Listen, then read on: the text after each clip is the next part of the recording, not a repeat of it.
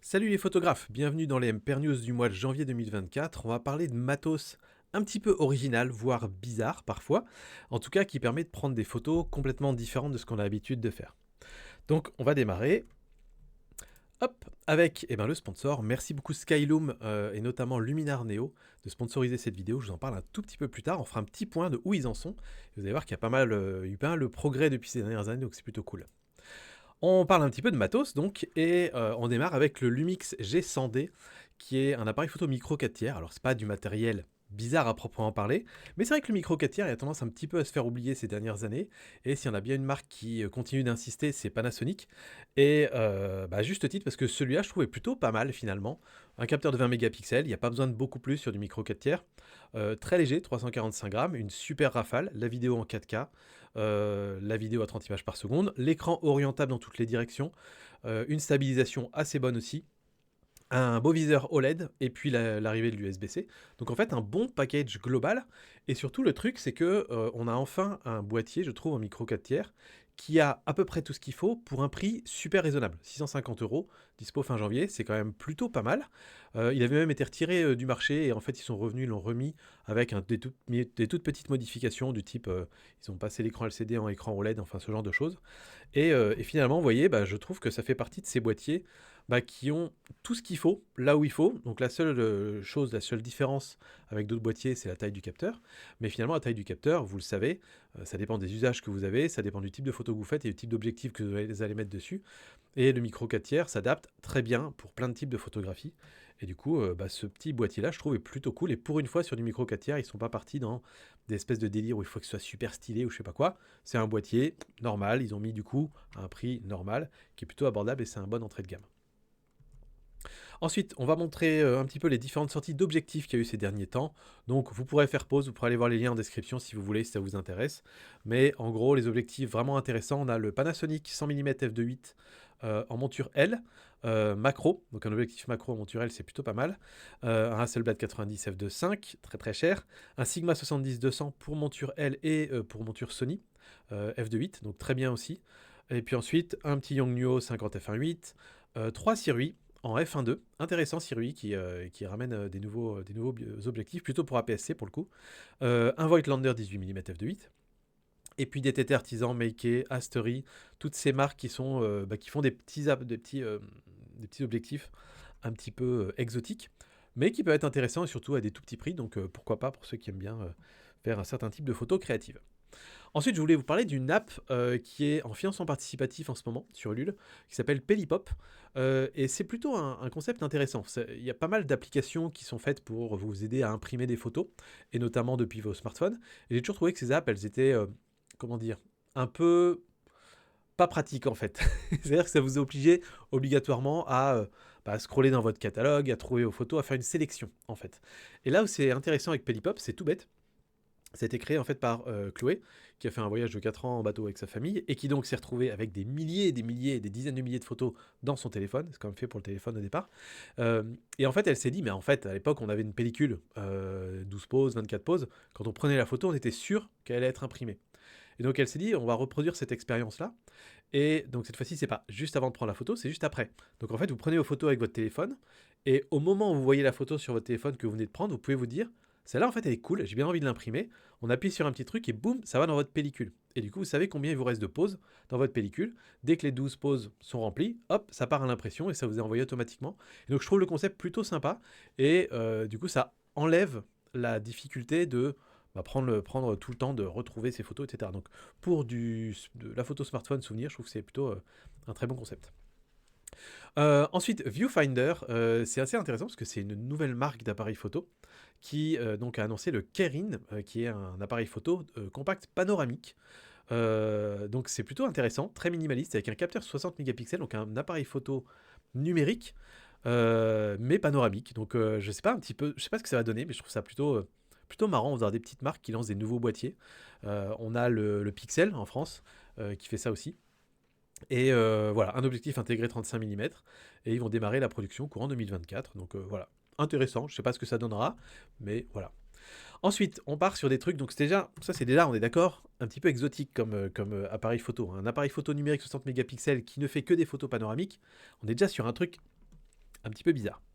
Et ensuite, je voulais vous parler un petit peu de d'autres types d'appareils photo qu'on a souvent tendance à négliger, mais qui sont aussi de la photographie finalement. C'est les nouveaux télescopes intelligents. Et donc, on a Vespera qui sort sa version 2, enfin Vaonis qui sort la version 2 du Vespera. Donc c'est ultra compact, super prêt très très rapidement, il va s'aligner automatiquement, etc. Capteur 24 mégapixels qui fait des RAW et qui a donc un objectif de 250 mm. Alors 50 mm de diamètre, c'est le diamètre du tube, si vous voulez, et 250 mm, c'est la focale.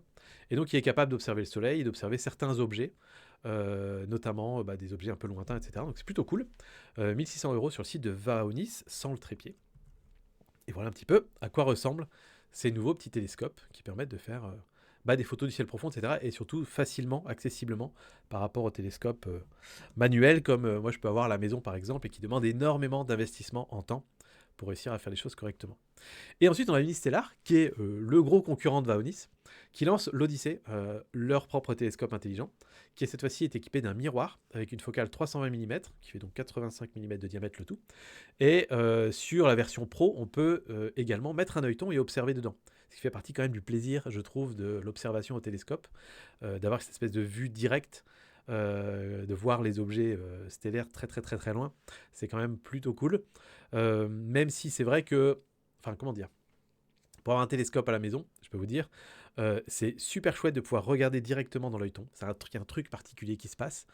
Mais vous allez être déçu en général parce que vous n'allez pas voir grand chose dans l'œilleton parce que finalement il n'y aura pas tellement plus de lumière dans l'œilleton directement par rapport à ce que vous voyez à l'œil nu, vous verrez juste un petit peu plus gros.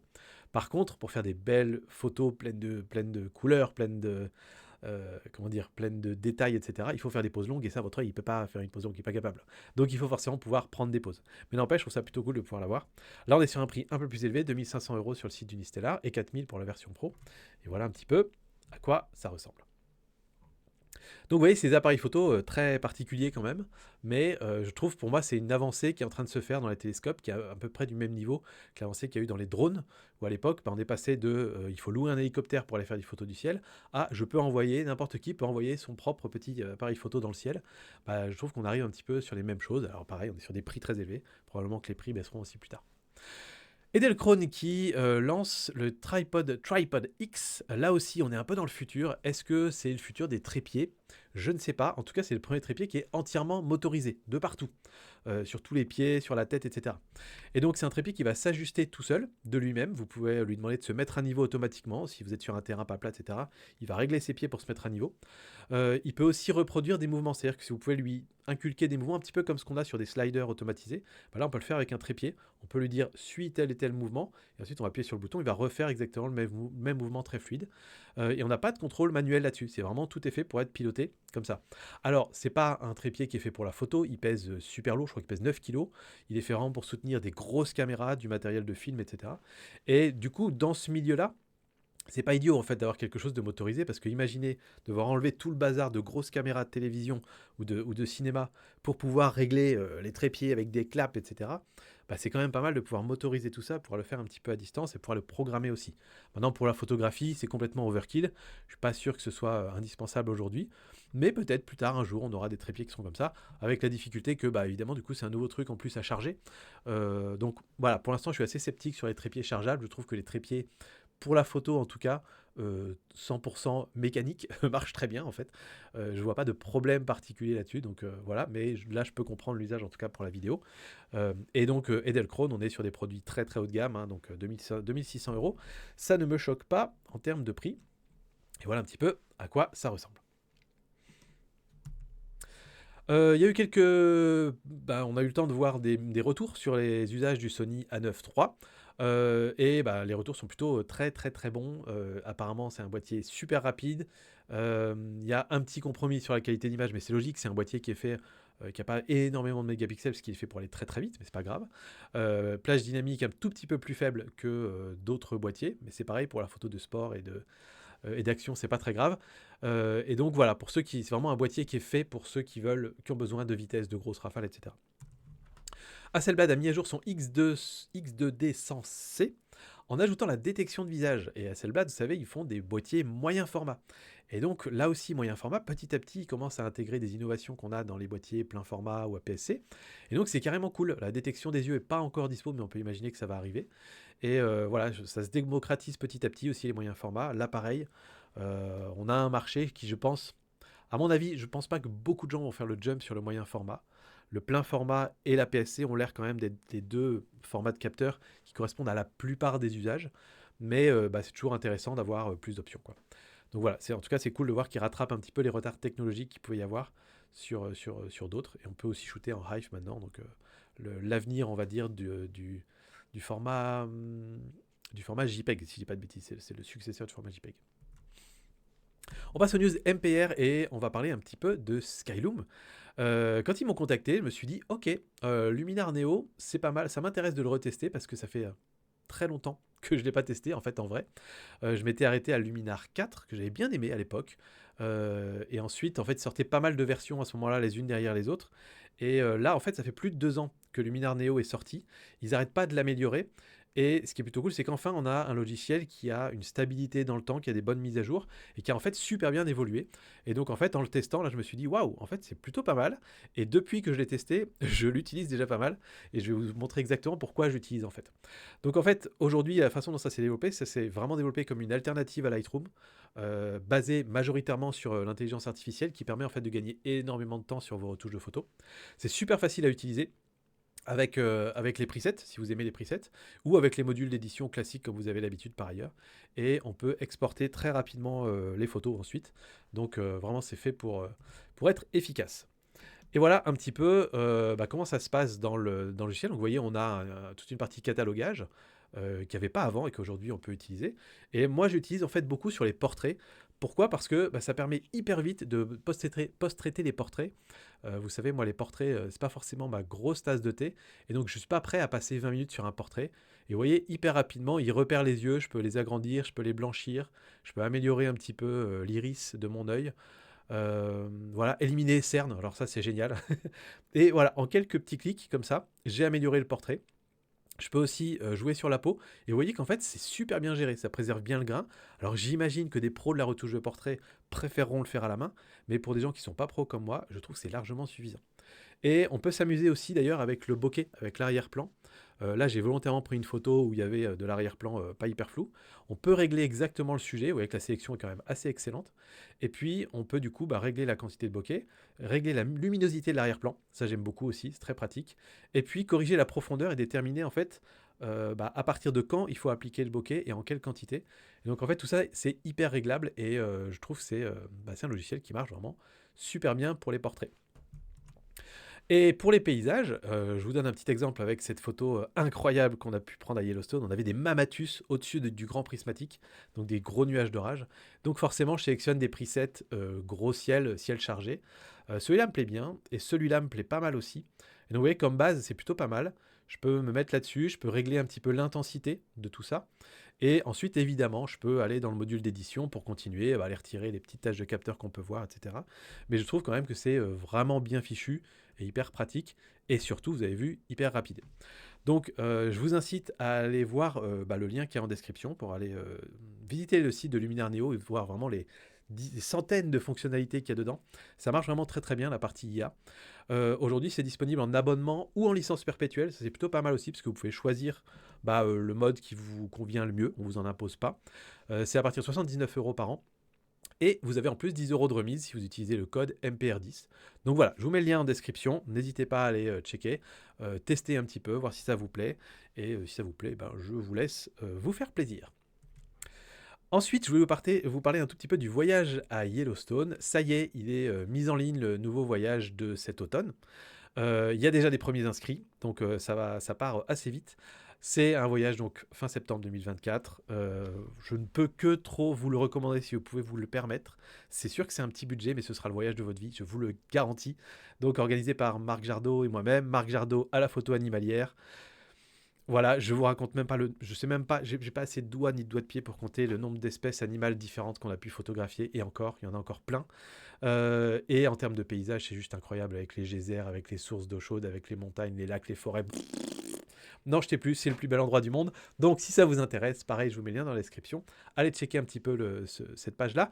Et on a essayé de faire les choses bien. J'ai rédigé le journal un peu jour par jour, en le faisant un petit peu en mode expérience pour vous faire un peu vivre chaque journée comme si vous y étiez. Et on a mis des petites photos aussi, on a un petit lien Bitly. Alors le lien n'est pas cliquable, je crois qu'il faut juste les copier et ouvrir. Donc si vous êtes sur ordinateur, ce sera plus simple. Pour aller voir quelques photos de chaque journée, c'est des exemples évidemment, parce qu'on adapte sur le terrain en fonction de la météo et en fonction du groupe. Mais ça vous donnera un petit peu une idée de ce à quoi vous pouvez vous attendre. Donc franchement, je sais qu'on va se régaler à nouveau cette année, j'ai qu'une hâte, c'est d'y retourner. Donc voilà. Ensuite, quelques inspirations. Alors, on a Soren Solkjær, j'espère que je prononce bien, un photographe danois qui est passionné par les oiseaux et qui s'est spécialisé dans la photographie de groupes d'étourneaux. Alors, vous savez, ces gros nuages d'oiseaux, je sais que les enfants dans la voiture, quand on se balade sur l'autoroute et qu'on voit des fois ce truc-là, c'est un nuage d'oiseaux, un nuage d'oiseaux. Donc, c'est des étourneaux. Et donc ça, c'est un photographe qui est passionné de ces animaux-là et qui les met en avant en faisant une grosse attention, en portant une grosse attention sur les formes et les motifs qu'ils représentent avec leurs nuages. Et voilà un petit peu ce que ça peut donner. Donc je pense que vous imaginez bien, hein, vous les voyez un petit peu ces nuages-là. Et lui, donc, il va déclencher plein de photos et il va prendre forcément celles qui vont représenter des choses plutôt intéressantes. Donc vous voyez, c'est très très très joli. Moi, ça me fait un petit peu penser aussi à la photo de vagues à la mer, où on va avoir fréquemment en fait plein de mouvements différents. Et le but est d'essayer de déclencher au moment où ça nous paraît le plus joli. Ah, c'est magnifique ça. Enfin voilà, je trouve ça superbe, il sort même ça en livre évidemment. Ensuite, on a une compétition International Wedding Photographer of the Year, c'est le concours des meilleures photos de mariage. Et là, il y a une photo assez intéressante qui est celle qui a gagné d'ailleurs. C'est une photo d'une mariée sur laquelle l'oiseau est venu se poser directement. Et regardez un petit peu, elle est absolument super, j'aime beaucoup. Voilà, son expression et tout ça, c'est juste génial. Celle-là aussi, absolument incroyable. Il y a quand même des photographes de mariage qui se donnent bien. Voilà, ça c'est plutôt cool. Celle-là aussi, absolument dingue, je ne sais même pas comment elle a été faite. Sous l'eau peut-être. Ensuite, dans les concours des meilleurs photographes animaliers, ce que j'aime beaucoup aussi dans ces concours-là, c'est que c'est pas toujours la prime aux grands mammifères. Il y a aussi des fois des photos beaucoup plus poétiques, comme c'est le cas ici. Et je trouve ça vraiment superbe. Hop, pardon pour le petit glitch. Voilà. Celle-là est très très jolie aussi, mais comme toujours, hein, les ours polaires, ils ont quand même la cote pour nous mettre en bad aussi sur les photos, je trouve, parce que ça résonne forcément avec le réchauffement climatique. Quelques photos de pingouins aussi, très intéressant. Hop, et puis ensuite on a les Red Bull Illum Image Quest 2023, le concours de meilleures photos de sport. Et là aussi, il y a des trucs absolument dingues. Celle-là, elle est folle. Celle est magnifique aussi. La vague. Désolé, hein, je réagis. Je les ai déjà vues, mais alors elles sont... ça me bluffe. Nature Photo Contest. Donc là aussi, forcément, des magnifiques formes. Hop, on est revenu dessus, pardon. C'est absolument dingue aussi. On a l'impression qu'il boude dans son petit tronc. C'est génial. Et puis, James Webb. Donc là, c'est pas un concours, c'est le télescope spatial James Webb. Vous n'êtes pas sans savoir qu'il est se positionner depuis quelques mois et qu'il prend des photos extraordinaires. Et donc, on a une petite sélection des plus belles photos de 2023 prises par le télescope, dont celle-là de Saturne qui est absolument splendide. Une espèce de galaxie en point d'interrogation. Et voilà, des photos absolument magnifiques. Et puis, on va finir avec une histoire, l'histoire de Asael Curtis, qui est un photographe américain qui a vécu à la fin du 19e siècle, donc dans les années 1800 puis début 1900, et qui a documenté en fait en photographie la ruée vers l'or, et a pris aussi pas mal de photos de paysages à l'époque. Et en fait, il y a des milliers et des milliers de ces photos qui sont en train d'être scannées. Il y en avait très peu qui étaient scannées jusqu'à présent. Et donc, ça donne un petit peu une idée de ce que pouvait être la ruée vers l'or à cette époque-là. Et je trouve ça assez génial. Moi, j'adore me replonger un peu dans ces vieilles épopées. Voilà, on imagine beaucoup de choses. Il y a aussi j'aime bien regarder ça de temps en temps aussi, des gens qui s'amusent à recoloriser des vieilles vidéos des années 20, des années 30. Et je trouve ça toujours super intéressant. Celle-là, elle est très chouette. Et on va terminer donc en disant un grand merci à Skyloom. Merci beaucoup pour le soutien de CMPR News. Grâce à vous, on a pu les produire et les tourner. J'espère que ça vous aura plu. Et moi, je vous dis à très bientôt. Ciao les photographes.